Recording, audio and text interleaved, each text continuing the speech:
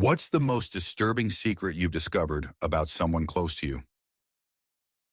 The 24 hours before my dad passed away from stage 4 lung cancer were heartbreaking. He was admitted to the ER and then moved to the ICU. Due to strict hospital COVID rules, my mother, sister, and I weren't allowed to be by his side. Throughout the day, we called and texted him repeatedly, but he never responded. My mother even contacted the hospital and spoke with one of his ICU nurses, who reassured us that he was awake and communicating normally. Sadly, he passed away very suddenly at 3:30 a.m. the following morning. By the time we were allowed to be with him, he was no longer conscious. We said our goodbyes and he was gone. Later that morning, while my mom rested, I began making arrangements for his cremation and sorting through the belongings the hospital had returned to us. Among them was his phone. Seeking comfort, I decided to read through our final text to him. To my surprise, none of our messages had been read. Not mine, my mother's, or my sister's. I assumed he was too weak or in too much pain to respond. As I scrolled through his phone, I noticed a chat app I had vaguely heard of but never used. Out of curiosity, I opened it and saw a single contact with a woman's name. As I read through their messages, I realized my father had been in constant contact with this person during his final hours and as far back as I could scroll. Their conversation was deeply personal, filled with terms of endearment like princess and declarations of love. She expressed concern for his condition, asking why he was in the ER and how he was feeling. I scrolled back far enough to realize this was more than just a friendship. It was at least an emotional affair. My grief turned into a whirlwind of anger and betrayal. A week later, I tracked the woman down and contacted her through direct messages. She revealed that she was 19 years old and had met my dad when she was just 17. He had been her high school bus driver. According to her, they had been dating for nearly 2 years. My dad was 66 years old. Learning that he spent his last moments communicating with someone so young, someone younger than his own grandchildren, was devastating.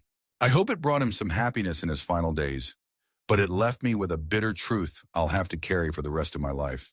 A truth that casts a shadow over my entire relationship with him, one I'll never have the chance to confront or make peace with. It's the one secret I wish I had never uncovered. Story 2. She was my best friend for 7 years. We'd been through everything together. When I moved out of state with my now husband, she convinced us both to return so we could be closer to her. After about a year of living away, we didn't have any strong ties to our new location, so we thought, why not? She was practically family. Moving back felt like the right decision. It was the happiest I'd been in a long time. She was at our house almost every night for dinner, and we spent countless hours laughing and enjoying each other's company. That first year back was perfect. But then things began to change. Slowly, she started driving a wedge between my husband and me. Whenever we argued, which like any couple we occasionally did, she would text both of us, validating each of our perspectives and subtly fostering resentment between us. With me, she planted the idea of a backup plan, saying that if my husband and I didn't work out, I could move in with her. She'd tell me how great our life together would be. Meanwhile, with my husband, she began bringing up her struggles with infertility and how she wanted a child who looked just like him, hinting that she simply needed a sperm donor. All of this came to light around the same time. My husband and I compared messages, piecing together her manipulative behavior. Her goal became disturbingly clear. She wanted his sperm and envisioned raising a child with me as her partner. When we confronted her, she denied everything and lashed out at both of us. Things escalated quickly. She started showing up uninvited, banging on our door, demanding to be let in. The situation became so terrifying and anxiety-inducing that we had no choice but to move and change our phone numbers. It's deeply unsettling to look back on someone I considered family, someone I trusted implicitly, and realize how toxic and obsessive her feelings toward me were. She cared, yes, but in a way that was unhealthy and frightening. That chapter of my life taught me a hard lesson about trust and boundaries. Story 3. After my great-uncle passed away, my family made a shocking discovery. While cleaning out his attic, we found a chest containing photos and memorabilia from his time as a Grand Wizard in the KKK. The chest held images of rallies, lynchings, and cross burnings, all taking place in rural Alabama. We were horrified and deeply disturbed, and suddenly many things about his behavior made sense. like his negativity toward his black hospice nurse, who had always been kind and compassionate to him and our family. When the discovery came to light, my family, overwhelmed with shame and disbelief, decided to burn everything. I was 16 at the time and had no say in the matter, but the adults in my family felt it was the best way to deal with the weight of what they had found. We held prayer vigils through our church to honor the victims of his hatred and to pray for healing. Looking back, I sometimes wonder if we should have preserved some of the evidence to provide closure to those affected by his actions. At the time, however, my family's priority was to sever ties with his legacy and erase him from our history. His gravestone was removed to prevent anyone from commemorating him, and he has been entirely omitted from our family records. My family has always prided itself on being inclusive. My ancestors were active in the civil rights movement, and one of my great-grandfathers was even involved in the Underground Railroad. For us, this discovery was a painful contradiction to everything we believed about our family. It's a heavy burden to bear, but we have tried to reconcile it by focusing on our actions today and honoring the values of inclusion and equality. Story 4. This isn't exactly a secret someone confided in me, but rather unsettling comments made by a family member about a notorious murder case in the Midwest. The case involved victims who were killed and reportedly fed to pigs, and although the murderers were caught, little to no remains were ever recovered. Over the years, this family member has occasionally made vague remarks about the case. Their comments never reveal anything incriminating or provide new information, but the serious and hushed tone they use has always left me uneasy. It's as if they might know more than they're letting on, whether firsthand or through someone else. The situation feels even more eerie considering their background. At the time of the murders, this relative worked at a slaughterhouse owned by another family member, who also happened to be an ex-biker and somewhat of a mysterious figure in their own right. This relative seems to relish making people uncomfortable, often recounting the gory details of animal processing, especially pigs, at the dinner table. While it's possible their comments stem from a fascination with true crime or the rumors that tend to flourish in rural communities, I can't shake the feeling there's more to the story. Perhaps they know something they're hesitant to share, or perhaps it's all just unsettling talk. Either way, I'm tempted to gently probe the next time I see them. Maybe they'll finally open up, or maybe it's better left alone. Story 5. My best friend of 25 years once confessed to me that they believed they were a sociopath, and they said it with pride. Their declaration was followed by an exuberant, "I don't give a fuck about anyone but myself." I was taken aback and immediately tried to convince them otherwise, pointing out examples of their care for others. But as the years went by and life became more chaotic, I started to distance myself and observe them more closely. Eventually, I realized they had been right all along. Not only were they a sociopath, but they had been abusive, manipulative, and toxic to me for decades. They brought around some of the worst people imaginable, people who would try to ruin your life and isolate you if you disagreed with them. Over time, the passive-aggressive stabs and emotional manipulation piled up until one day, I finally woke up to who they truly were. It wasn't a sudden revelation, it was a long, gradual process. But when the moment came, I cut them out of my life completely. The healing process has been slow, but liberating. Looking back, it felt like I had been on a slow, intravenous drip of poison for decades, and pulling the IV out allowed me to step into the light. Life has been brighter ever since. Story 6. My mom's side of the family has an odd way of dealing with trauma. They turn horrific events into humorous stories to share at gatherings. It's their coping mechanism, I suppose, but it's jarring to hear. For example, stories about my grandfather trying to shoot my grandmother in front of their kids, or my mom being beaten for saying Billy D. Williams was attractive, were told at Christmas parties, even when I was a child. The only things that don't get turned into fun stories are the events too dark or incomprehensible to process. Those get buried, and I've only caught glimpses of them over the years. One of those glimpses was when my grandmother casually mentioned that my grandfather had been in the KKK, participated in lynchings, and was really proud of his skill at it. Another was learning later in life that the only reason I saw him growing up, while none of my cousins did, was because he knew where my mom lived but didn't know about his other children's families. Not visiting him wasn't an option for us. Looking back, it all makes sense now. The eerie vibe of his house, the odd behaviors of the people around him. Like the mute grandkids of his new wife, playing with dead rats dressed in Barbie clothes in a dollhouse made of driftwood. It was a deeply unsettling environment, one I now realize was as strange as it felt at the time. Oh, see her, see nowhere. Story 7. My husband, then fiancé, and I spent a couple of years teaching in rural Alaska, a challenging but rewarding adventure. We befriended a colleague, an older single man, who seemed kind and friendly. We often had dinner at his house, went hiking, and even joined him for target shooting at a local beach. He took on an uncle-like role in our lives, and we even stayed at his house in the city once while on vacation. During our second year, he introduced us to a young woman he claimed was his niece.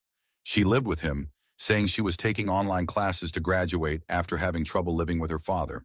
This explanation seemed plausible, and she confirmed the story to me and other women in the village. However, by spring, she left suddenly. He claimed she had patched things up with her father and returned home. The truth came out later. The girl wasn't his niece. She was an underage girl he had groomed online. Her father eventually tracked her down after she contacted a local woman for help. A state trooper escorted her home. She had been missing for 8 months. The situation didn't end there. The following summer, he faced court for the incident, and soon after, it was revealed that he had attempted to lure another underage girl online. This time, it turned out the entire interaction was part of an FBI sting operation. What had started as a seemingly friendly relationship with a colleague turned into one of the most disturbing revelations of my life. Story 8. I have almost no interaction with my extended family, and honestly, I'm fine with it. They've proven themselves to be untrustworthy and indifferent to me. I only keep my mom, dad, and one brother close. The rest are irrelevant. Over the years, I've learned the hard way not to trust people, especially family, as it has cost me time, money, and peace of mind. Cutting ties has been liberating, and I don't regret losing touch with them. Their betrayal runs deep. They allowed terrible things to happen to my father, their own brother, and perpetuated spiteful treatment even after my grandfather passed away. My step-grandfather inherited money and a house that had originally been left by my father's real family to care for him. When my grandmother died when I was 8, all her assets went to her husband. When he passed, he left the money and property to everyone except my family because, in their eyes, we weren't related. It didn't matter that this was money meant for my father's care. It was stolen from him. Years later, they reached out asking to let bygones be bygones. I refused. They had profited from injustice, and the money that was rightfully meant for my father was taken by someone who never worked for it and lived off the inheritance. To this day, I hold firm. Their father was a usurper who stole my father's rightful inheritance, and I will not forgive them for perpetuating that hate and betrayal. Story 9. My father's life was a mess of infidelity and deceit. He cheated on my brother's mother with my mom, though my mom didn't know at the time. They got married, and I was born on their first wedding anniversary. But that didn't stop him from continuing his pattern of infidelity. He cheated on my mom with multiple women throughout their marriage. Even when he was visiting his dying mother, my grandmother, in her final days of battling cancer, he found time to meet up with other women, while my mom and I returned home for her funeral preparations. After leaving my mom, he remarried in Mexico to someone who was the same age as my brother from his first marriage. Years later, in 2011, he passed away from a heart attack while driving on the freeway. In his final moments, he managed to park the car safely before succumbing. After his death, my brother and I went through his belongings, including his phone, and what we found wasn't surprising. He was cheating on his current wife in Mexico. The names in his contact list, boss, lawyer, and others, were all covers for women he was seeing. We scrolled through the messages, unsurprised by their content. In the end, we decided to do him one final favor. We erased everything from his phone. He was a player until the day he died. A scumbag, yes, but his past, from what I've heard, was troubled. That, however, is a story for another time. Story 10. About 6 to 7 years ago, I found myself in a tough housing situation. The letting agency for my flat announced renovations and kicked me and my horrible flatmate out. Desperate to find a new place, I posted an ad for potential flatmates. A guy I recognized from anime conventions responded, and we agreed to meet up to discuss living arrangements. I vaguely knew him from cons, never a promising start, and had chatted with him a few times over drinks. We were even Facebook friends, and he had mutual connections with some of my closest friends. We met for Chinese food, and during the conversation, he casually mentioned having dissociative episodes where he'd wake up with no memory of what he'd done or where he'd been. He added that once he woke up with blood on his hands and no idea how it got there. I played it cool, responding with something like, "Yeah, that's not ideal." But internally, I decided immediately, I am absolutely not moving in with this guy. A few weeks later, I started hearing vague references from mutual friends about an incident involving this guy at an anime convention. None of them would go into detail, saying there was an active investigation. It didn't surprise me considering his odd behavior, but I didn't press for details. Time passed and I largely forgot about it until a few years later when someone messaged me, urging me to unfriend him because he had been convicted of violently raping a girl at knife point in a side room during an anime convention. He'd been sentenced to prison, and suddenly everything clicked. Mutual friends who had known him since their early teens finally opened up. When the allegations surfaced, he had claimed the victim was lying and insisted he was innocent. They cautiously believed him at first, saying nothing to anyone except the authorities. However, when they attended the trial, they were horrified by the overwhelming evidence of his guilt. Police had found a bag in his possession containing a knife, rope, duct tape, and other items. A chilling, premeditated kit. Even more disturbingly, they learned that the girl he attacked wasn't his intended victim. His target had been a girl one of my friends was dating at the time, whom he believed was leading him on. He even admitted he had considered murdering her. I didn't know the victim personally, but I can only imagine the trauma she endured. The revelation shattered my mutual friends, who had to come to terms with the fact that someone they had been close to for years was capable of such monstrous acts. The fallout extended beyond the crime itself. One girl who had initially expressed disbelief that he could do such a thing faced anonymous death threats from people who thought she was denying his guilt. This experience gave me a harrowing glimpse into the trauma and complexity of such situations. It wasn't just about the crime, but also the ripple effect it had on everyone connected to the perpetrator and the victim. It was a dark and sobering chapter that reminded me how little we truly know about the people we think we understand. Story 11. A childhood friend of mine once confessed something to me that has stayed on my mind for years. While she was heavily pregnant with her third child, she admitted to having slept with her boyfriend's best friend one night when she was extremely drunk. I didn't think much of it at first, until her third child was born. Unlike her first two kids, who have brown hair and eyes like both parents, this baby had blue eyes and ginger hair, features that perfectly matched the best friend, not the boyfriend. My friend had a history of drinking too much and ending up in regrettable situations as a teenager, so this incident wasn't entirely out of character. She told me it happened just once, and from what I know, both of them were incredibly drunk. I encouraged her to tell her boyfriend, but she never did, and as far as I know, he has no idea. Their relationship was strange to begin with. They were dating but didn't act like a couple, didn't live together, and he didn't contribute much to raising their two confirmed children. In fact, despite earning a good income, her boyfriend left her struggling financially, with barely enough money to buy decent clothes for herself. Around the time the third baby was born, the boyfriend's father passed away, which only added to the complicated dynamics.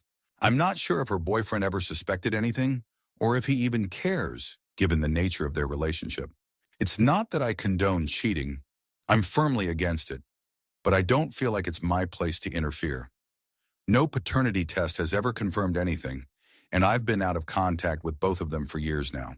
Sometimes I wonder if the truth will ever come out, or if it's better left buried, given how disconnected and fragile their relationship already seemed.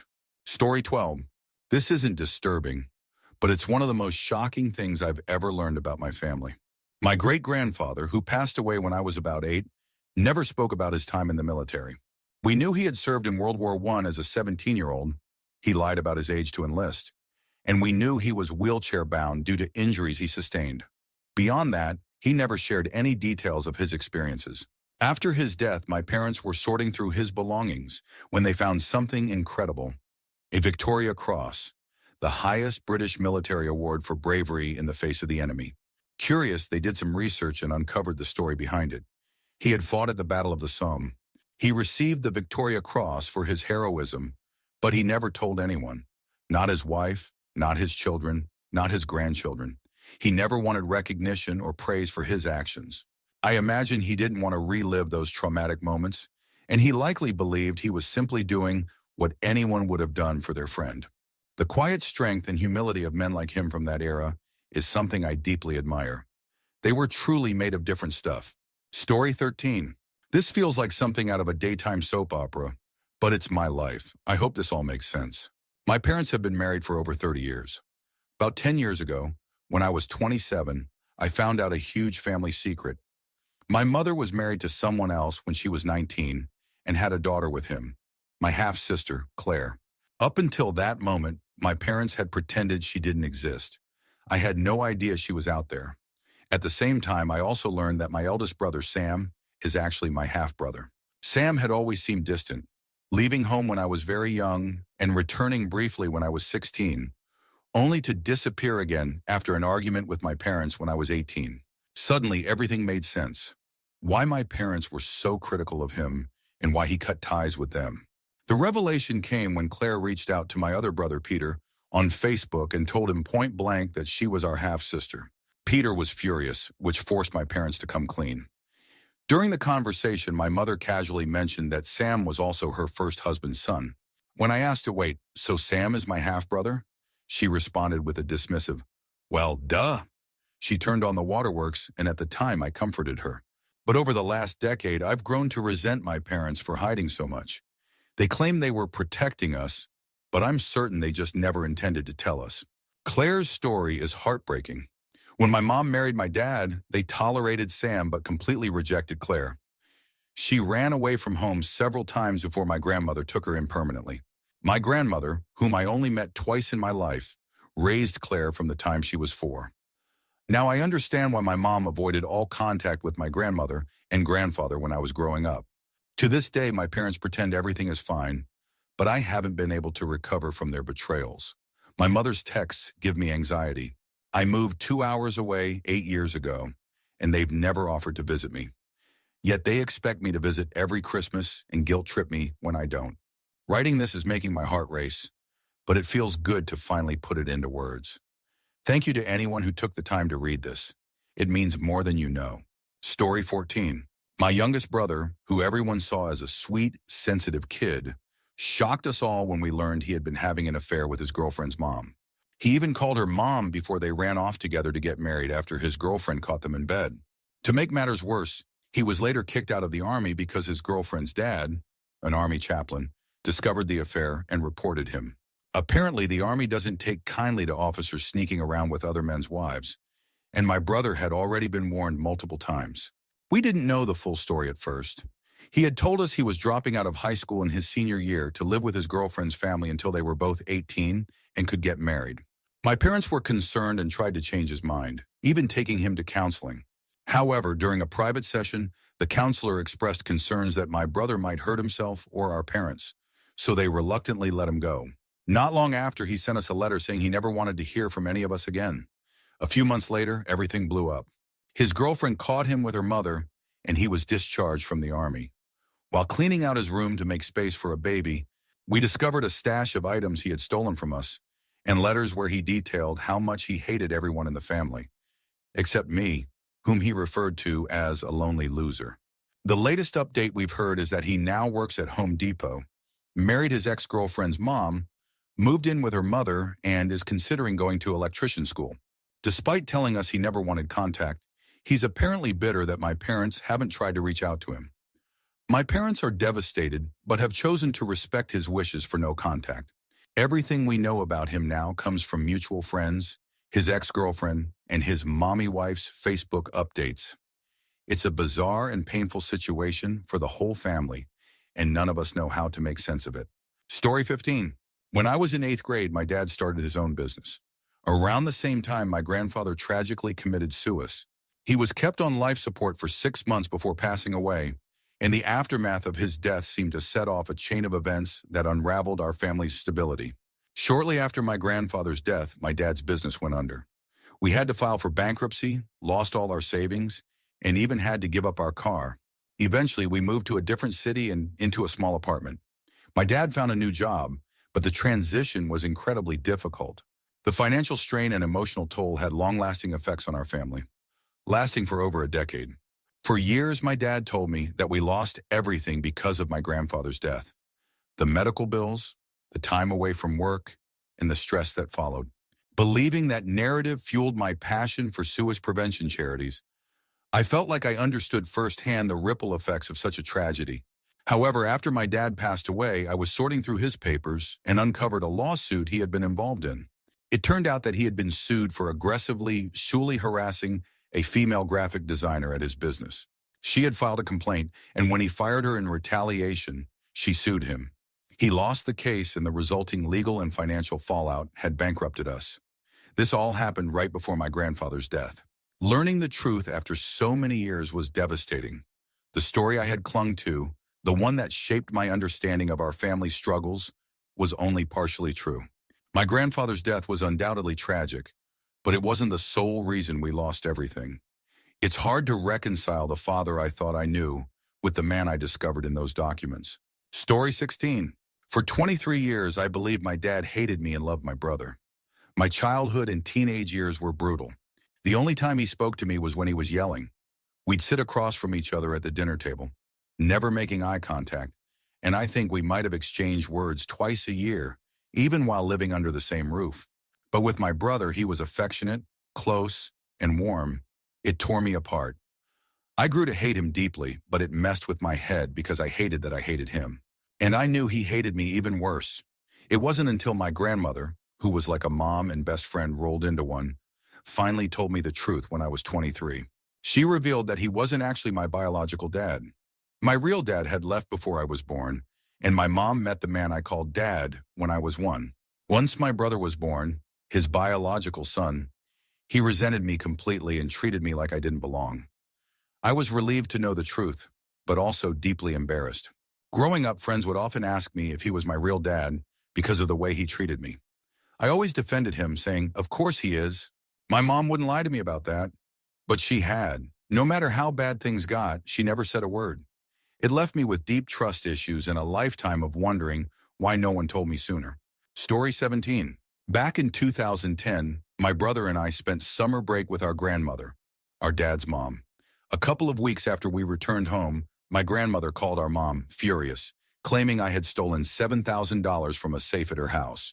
I was completely clueless about what she was talking about, but thankfully, my mom defended me. She told my grandma there was zero evidence to suggest I took it and that she didn't believe I would do such a thing. But my grandma wouldn't budge.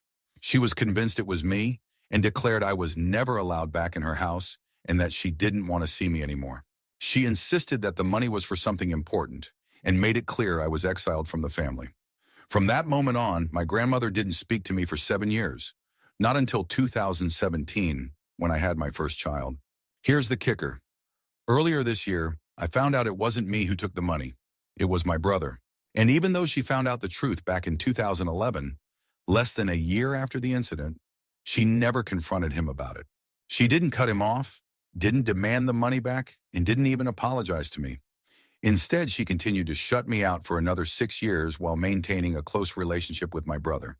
What hurts even more is that my dad's entire side of the family knew the truth the whole time. They knew I was innocent and had been wrongfully blamed, yet no one ever tried to make it right or welcome me back. They let me remain the scapegoat while my brother stayed in their good graces. For 12 years, I was punished for something I didn't do, and to this day, no one has apologized or acknowledged the harm they caused. It's a betrayal I don't think I'll ever fully recover from. Story 18.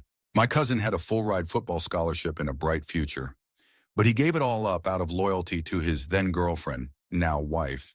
She had accused the star quarterback of rape, and when the school investigated and dismissed the case, he dropped out in solidarity with her. A few years and a baby later, she confessed it was a lie. She had slept with the quarterback and didn't want to admit to cheating. Not long after, she left my cousin, claiming she felt like she missed out on fun by getting married so young. She partied with her college friends while my cousin worked and raised their child on his own. Eventually, she came back around, and despite everything, he accepted her. Then things got even worse. She accused him of domestic violence, providing fake evidence in court with photos of injuries that were obviously altered, like a black eye switching sides of her face. The case made it to pre-trial but was thrown out when her lies were uncovered. In court, she admitted she fabricated the whole thing, yet continued trying to get him to visit her while the restraining order was still in place, which he wisely avoided. Fast forward 6 months and they're back together. She claims she feels left out now that her friends are settling down, so my cousin is suddenly a valid option again. They're now expecting their second child. The worst part? His parents took out $15,000 in loans to save him from the legal trouble she caused. When they asked him to help pay it back, both he and his wife cut off all contact with them. It's heartbreaking to see how much his loyalty to her has cost him and his family.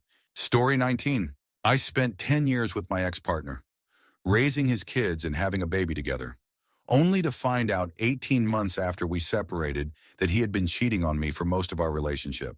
About 2 years into our time together, he began an affair with another mom from the kids' school, and it carried on for years. When I messaged the woman, she revealed that he had told her, and everyone at the school, that I was his live-in au pair and not his partner. For a decade, the entire community watched us living as a couple, yet no one said a word to me about his affair. I worked at the school as a teacher and counselor, and even my friends there didn't tell me what was going on. The other woman said she confronted him when we publicly announced we were expecting a baby, realizing something wasn't right. He lied to her, claiming we had just gotten together. Meanwhile, he was taking his kids, the ones I was raising, to family outings, holidays, and even taking family photos with her and her children, all while keeping me in the dark. He even had his kids keep the secret from me. 4 years into our relationship, he proposed to me in front of his kids, claiming his divorce had finally come through. It hadn't. He was still married to his first wife. When I confronted him years later, he admitted everything. He also told me he was still close friends with his ex-wife, spoke to her weekly, and was angry that she moved to another state when we had our daughter because it broke his heart. For a long time, I blamed myself, thinking I must have been naive or stupid to miss all the signs. But as I got older, I realized it wasn't about me. It's normal to trust and love your partner. The problem wasn't me, it was him. Some people are just liars and cheaters, and they do this to anyone.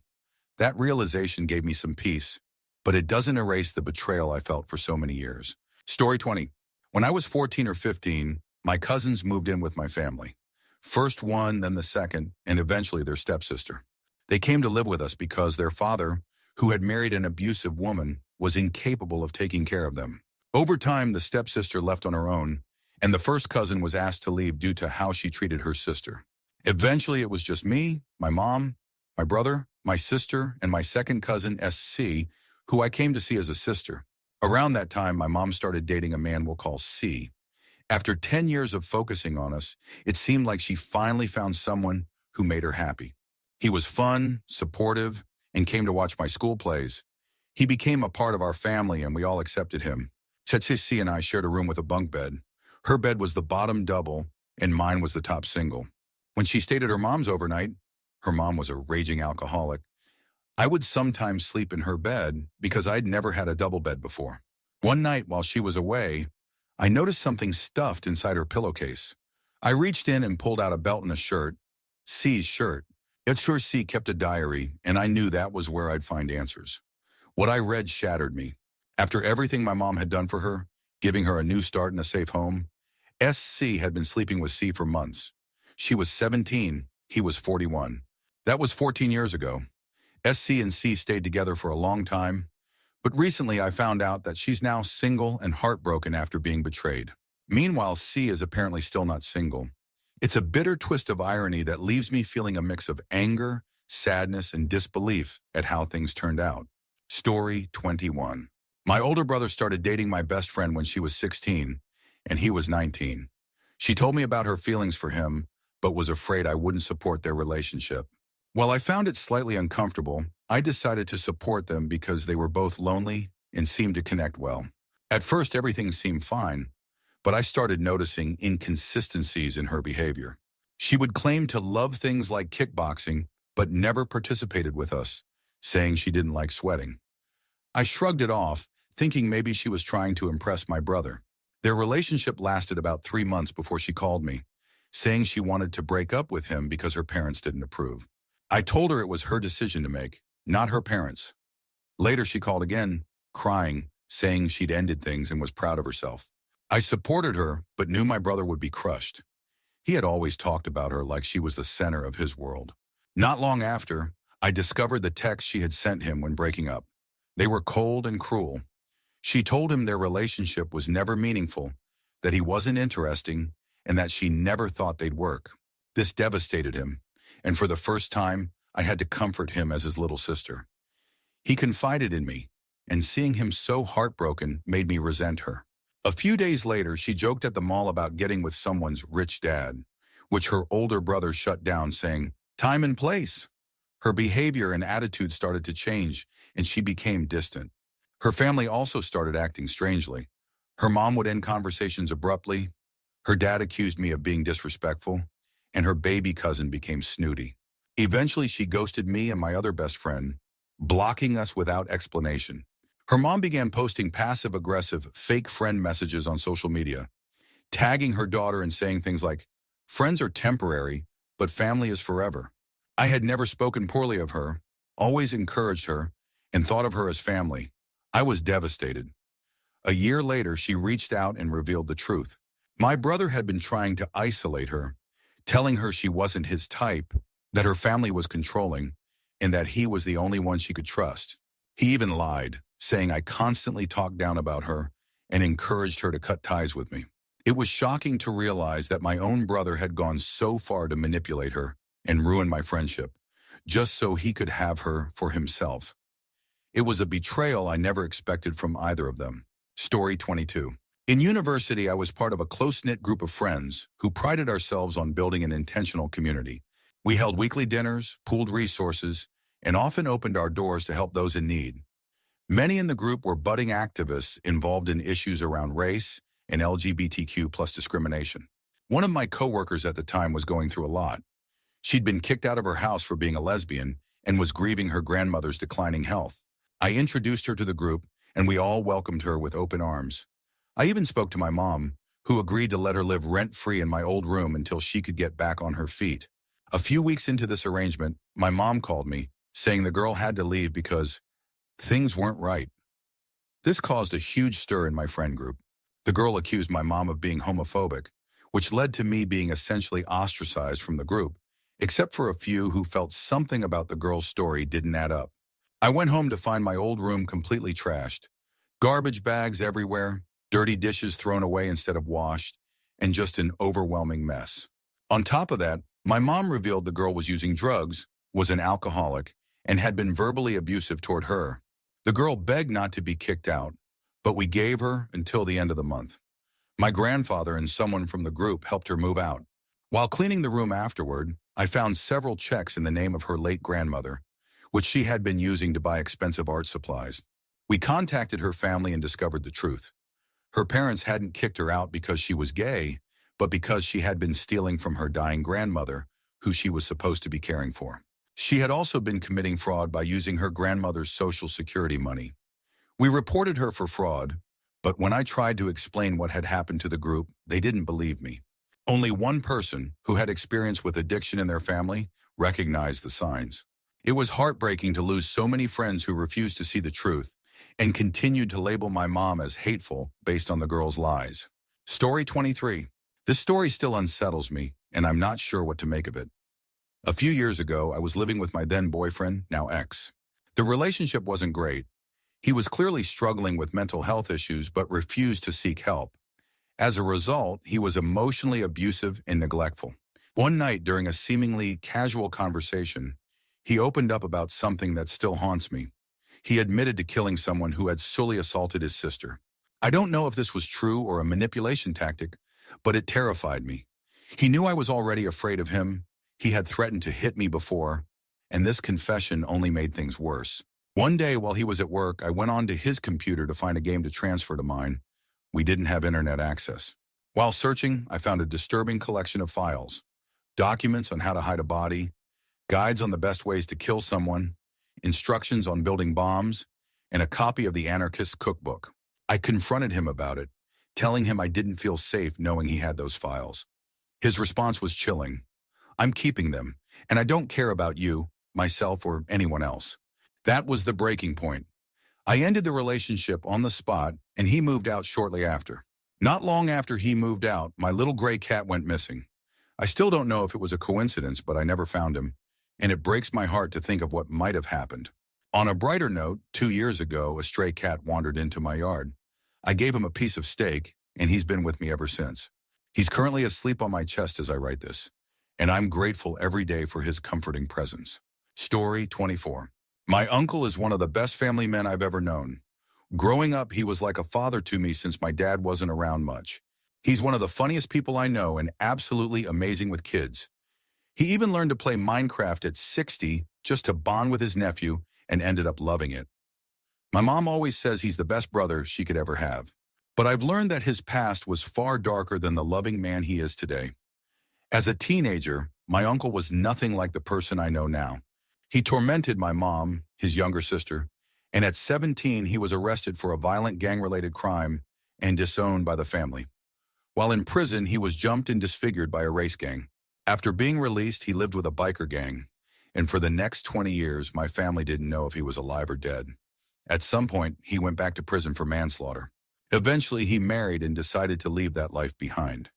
But it wasn't easy. He was harassed and coerced by gang members into doing horrible things he'd rather not talk about. It wasn't until a large crackdown on the gangs wiped them out that he was finally free to start over. Most of the family, especially the younger generations, don't know about his past. Even among the older members, very few know the full extent of what he went through or what he did during those years. By the time I was born, the man I knew was bubbly, loving, and full of joy. It wasn't until my 20s that I learned the truth from my mom and uncle. Family became the most important thing to him, and he feels immense guilt for the way he treated my mom when they were younger. Now he is a fiercely protective and loving brother to her and a father figure to me. Despite his past, I couldn't ask for a better man to have in my life. He may have been one of the worst people back then, but today he is undoubtedly the best man I know. Story 25.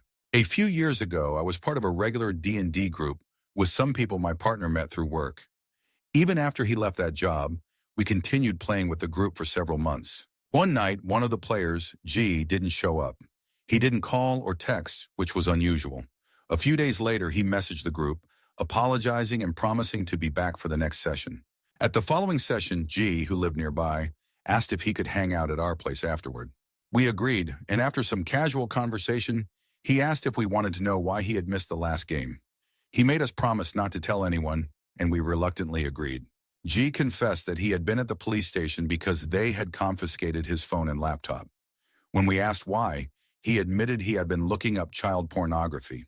He claimed he had never touched anyone and explained that since he couldn't afford therapy, he had turned to this instead and was detained as a result. My partner and I were stunned and didn't know what to say. The conversation shifted to the cost of therapy and the limitations of free counseling, but we couldn't get past what we had just learned. Eventually, G left, and we were left feeling suffocated by the weight of the revelation. After some deliberation, we contacted him and told him we no longer felt comfortable being around him.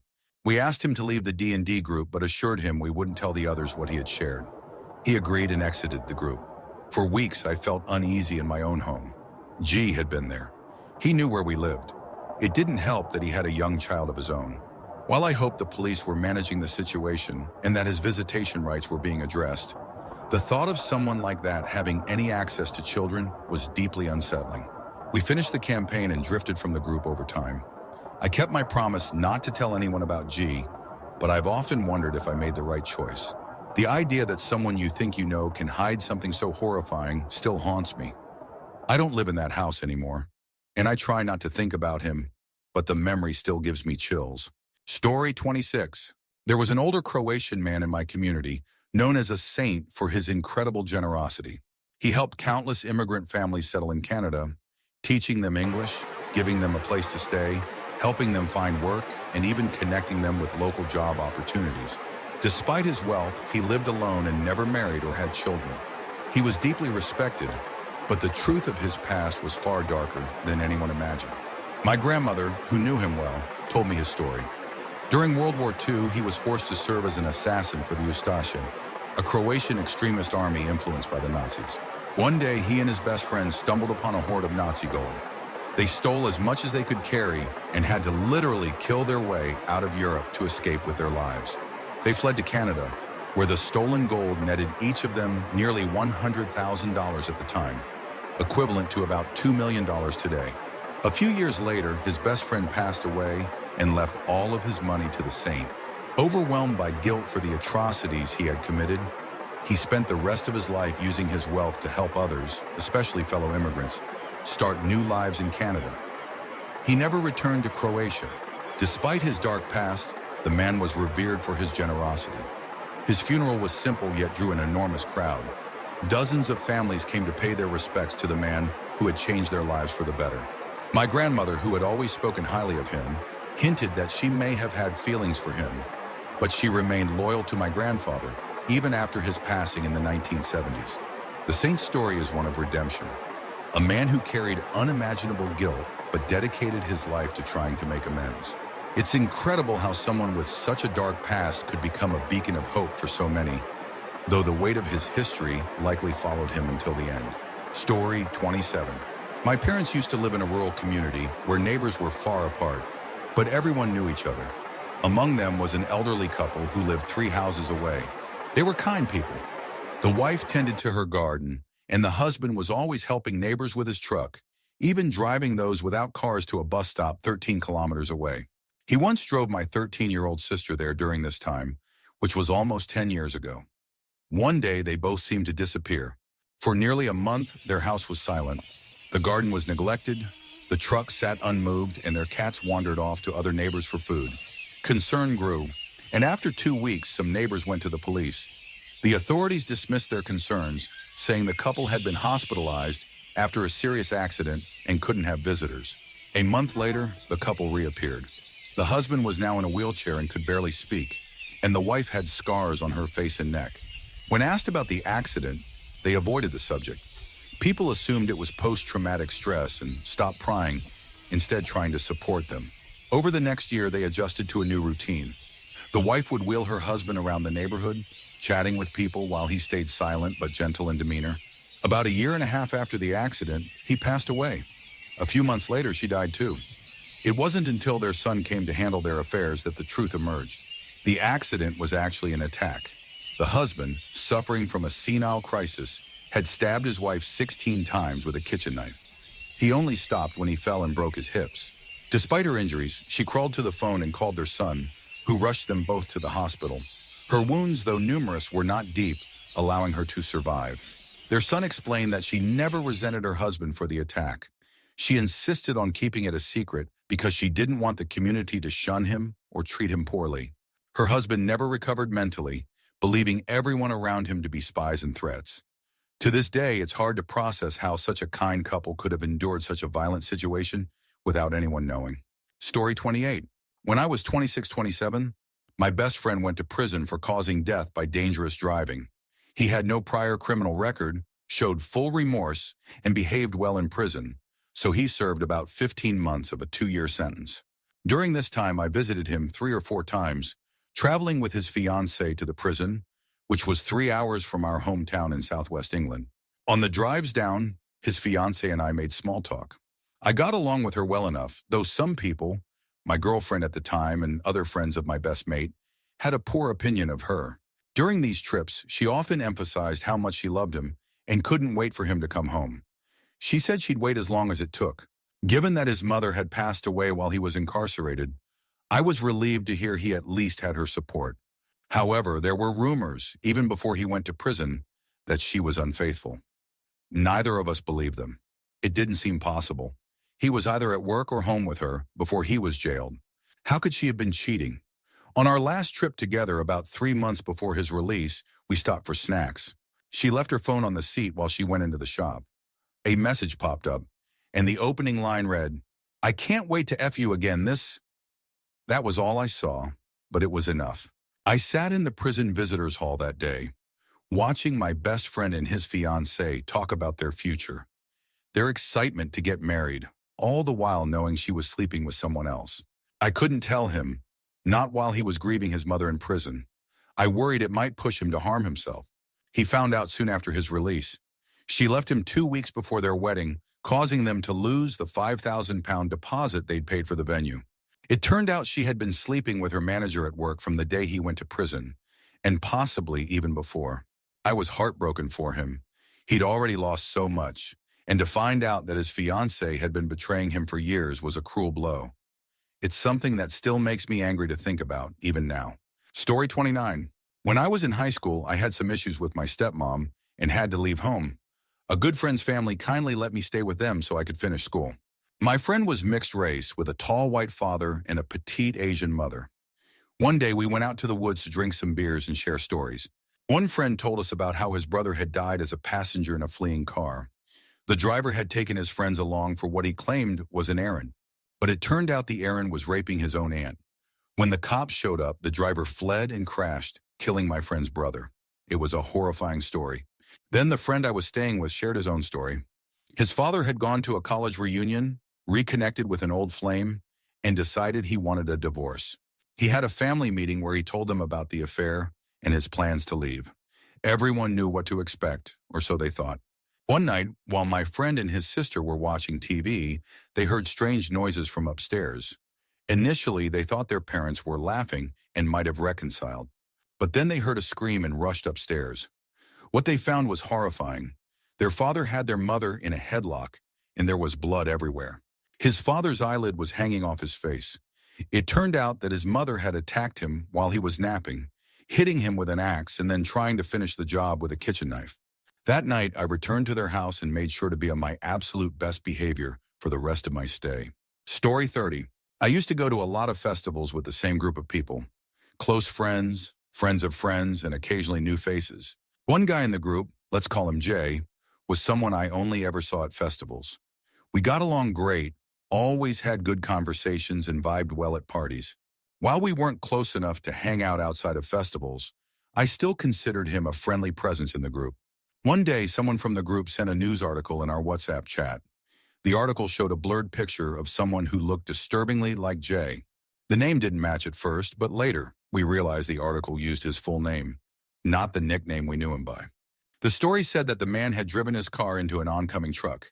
Initially, it was reported as an accident, and we were all worried. Later that same day, more details emerged, and it turned out it wasn't an accident. It was suicide. Jay had intentionally crashed into the truck while being pursued by the police. The police had been following him because he was a major suspect in a pedophile trafficking ring. Worse, he had been caught on camera in an Eastern European country fleeing the scene of a murder. The news left us all reeling.